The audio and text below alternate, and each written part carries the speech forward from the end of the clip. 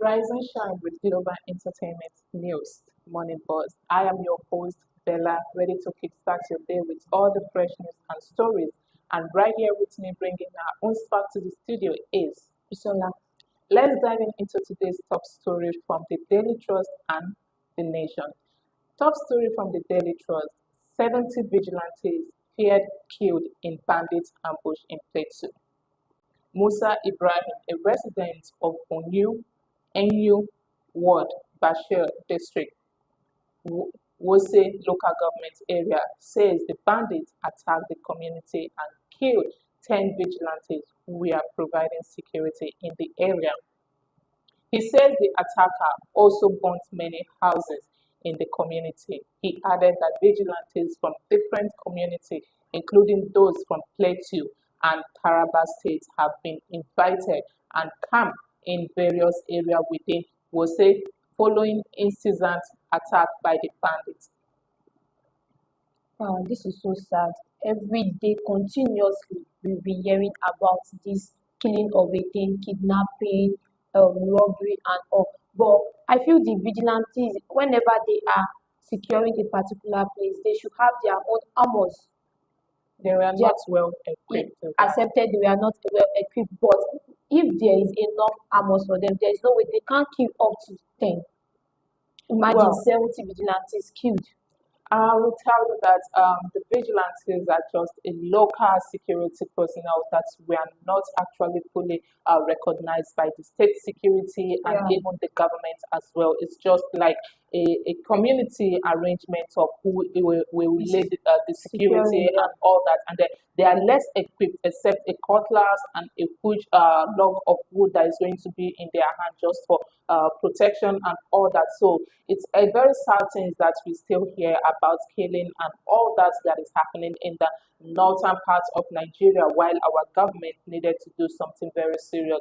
We we have been pleading. It's not as if that actually I'm going to say that we need, but we have been pleading and we have been protesting and questioning the leadership of this regime. But it seems nothing is still going to be done at Yeah, the moment. yeah, this will open the eyes of the government so that they can recognize the vigilantes and do the necessary things. We hope so. Well, let's move on.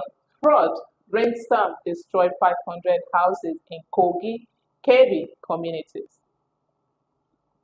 In Kogi State, over 500 houses were submerged following days of heavy rainfall in Kaba, the headquarters of Kaba, Bunu local government area.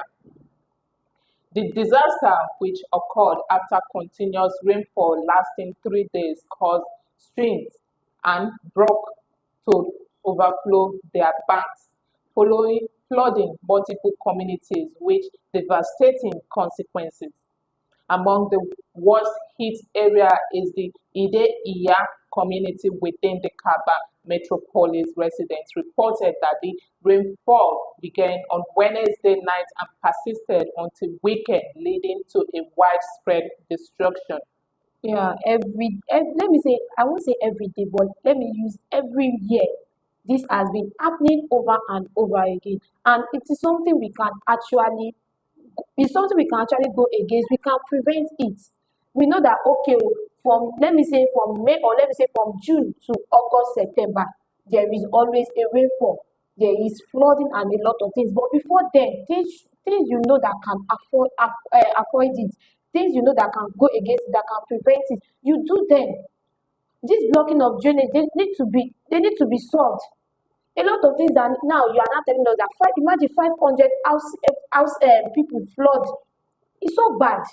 Well, I would say that a casualty when it comes to raining season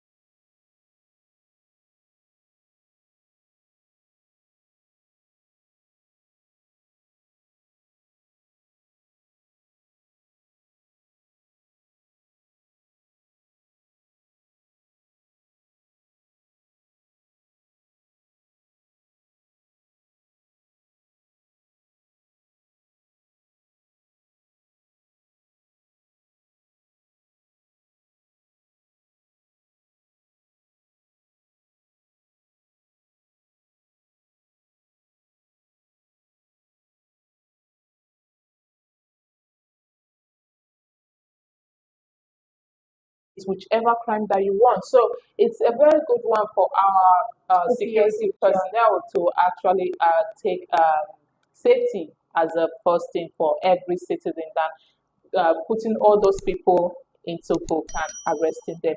Thanks to them and kudos. Well, our top story from the nation: how we are using cash from subsidy removal by Tinubu. Those questioning the usage of the fund accruing to the government from the removal of petrol subsidy got an answer yesterday. The money is being used for the development of infrastructure and building of human capital, the federal government said yesterday. The accrual into the federation account have more than doubled since 2023 after President Bola Ahmed announced that fuel subsidy is gone during his inauguration speech. The funds are shared among federal, state, and local governments. The amount shared monthly, which hovered around 9 billion during the Buhari government, is now an average of 1.6 trillion in the past 2 years. Since petrol subsidy removal, we have redirected those funds into targeted intervention, expanding our social safety net, improving public transportation and financing critical infrastructure. Most importantly, we have strengthened our fiscal buffer, making Nigeria more resilient to external shock, President Bola Ahmed Tinubu said yesterday. Speaking through the Minister of State Finances, Nkiruka Ozuka Anit, the president added, for far too long, Nigeria's economy has been burdened by structural inefficiency, fiscal leakage, and over reliance on oil revenue. But we are not here today to dwell on the challenge of the past. We are here to chart a new course. When I saw this news, I read it over and over again. A lot of questions keep popping into my head. Okay, you said you used the fuel subsidy money to do a lot of things, infrastructure, transportation, whereas we see nothing. Instead, you keep borrowing money, taking loans over and over again, and we are yet to see what you've used the money to do. Eh? It's a pain. It pains me when I hear things like this. This is just, all these are just propagandas. Exactly. All these are just propagandas. Well, I'm not. I don't know how to actually put it, but I feels like our government, let me say, this present administration actually took Nigeria as the depth and the depth and the dump one that no matter what happened, there's absolutely nothing that can actually be done about it. That there is nothing that can be done about it. And then I really have these feelings that many of those things has been occurring and over again, but we just wanted to pay a blind eyes to it. We are not holding our leaders accountable for majority of things that they are doing to us.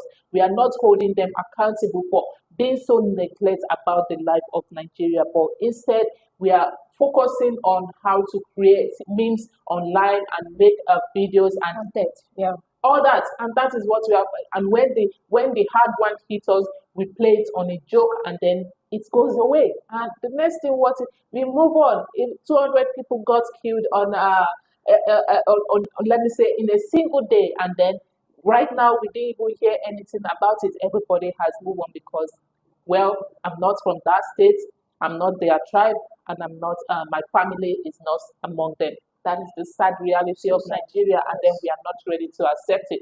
The more we keep looking away from what our leaders are doing, the more we are going to be pushed against the wall, and to the point of even breaking us through the wall. I don't know, but we just wish for the best. Let's move on. Niger police rescue 35 kidnapped victims. No fewer than 35 kidnapped victims, including women and children, have been rescued by security operatives in Niger State following intensified operation targeting criminal elements locating from the Benin Gwari forest in Kaduna State. The victims, who were adopted at different times from various communities in Niger State, such as Pandogari, Mudaka, Alawa, and Sakin Power, and even as far as Taraba State have been held captive for over a year, according to the statement by the Police Public Relations Officer PPRO SP Wasiu Abiodun. Acting on the intelligence, the police tactical team intercepted a vehicle along the Mudaka Makujiri Road between July 3rd and 5th. The vehicle, driven by one Yusuf Abdullahi from Benin Gwari, was found conveying some of the victims to Yauri in Kebbi State, where they were to be handed over to other members of the kidnapping syndicate. This is so sad. This is very, 35 very sad. victims for over a year. Because, like it has been read there, they said they have been taking them small, small, little by little, until they were up to 35 for over a year. Children are there, women are there, and nothing has been said since all this while. This is so sad. So, it's not that nothing has been said since all those while. I feels like there are few of Nigerians, let me say, some parts of Nigeria that have access to social media and let me say these activists and all that. That when things happen like this, they tend to reach out to these activists and the social media to make awareness to the people that most of their families are being kidnapped and then they are still looking for them. And while some that don't even have the access to that internet and then making awareness to the people tend to actually look for a way by themselves to make a releasement. And if they couldn't come up with such ransom that were being demanded, they have no choice but they have no choice but to watch their family being taken from them and then losing a family member. And it's really sad. So this is more reason why that there should be more security personnel in Yeah. every ambush and in every corner of the bush that they know that this thing we need, even though this thing is very risky, at the same time those security personnel needed to be well equipped so that anything can happen and then those They'll be people can prepared. be risky because men, women, and children are all someone's relative and all that, and they are also a voters in Nigeria that is going to put the next leadership there. So the government should not turn a blind eye and then keep watching all those things go To by happen. every day. Well, let's move on. Soldier shot dead on Kogi construction site. Gunmen in early hour of yesterday invaded a construction site at Ogaminana, Adabi local government area of Kogi State, killing a soldier and attempted kidnapping a Chinese national.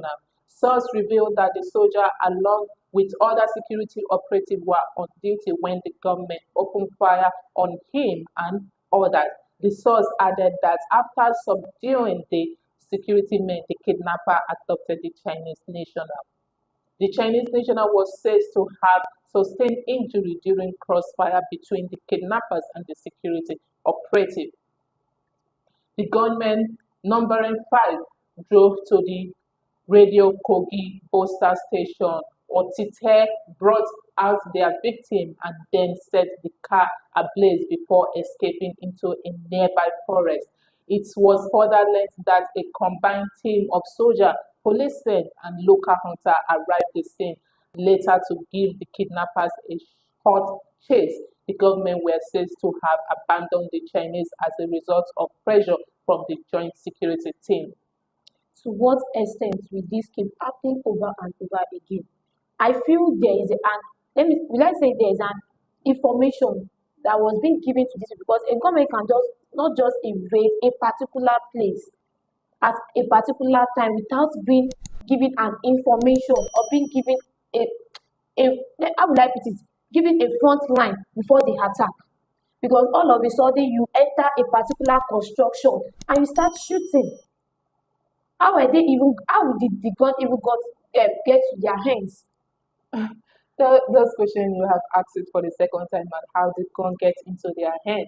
And I've told you before that if someone is ready, whichever way that you wanted to be involved in an let me say unlawful act in the state, you're going to find those that have already been there. You're going to find those that is going to equip you. That is where the target has to be. the top hideouts that is actually equipping those people.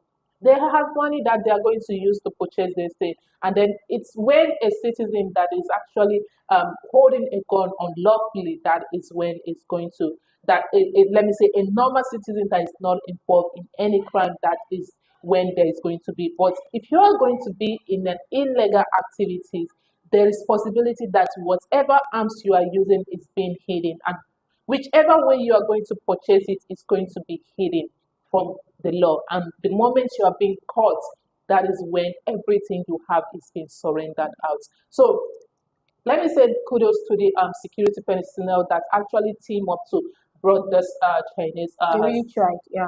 to rescue the Chinese citizen and those that are actually on the run right now. It's actually the way the country has gone into that. People think that the illegal way is actually the best way to make money and Yeah. succeed in Nigeria, and it's really sad. Their leaders needed to make more provision for those info, and like if they should be brought to book, and also make more provision for those that are still young so that they can direct their path into the good way and the legal way, not the illegal way. Well, thank you for joining us on the Breakfast Show. I have been your host, Bella. Be sure to join us again tomorrow. Don't forget to like, share, and subscribe. And until next time, have a blessed and lovely day. Bye.